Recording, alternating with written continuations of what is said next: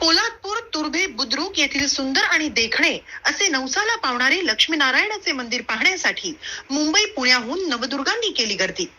नवरात्रीच्या दिवसांमध्ये लक्ष्मी मातेची ओटी भरण्यासाठी महाड, पोलादपूर तसेच मुंबई पुण्याहून बऱ्याचशा महिला येत असतात. चला तर नवरात्रीमध्ये आपण देखील घेऊया लक्ष्मी नारायणाचे दर्शन.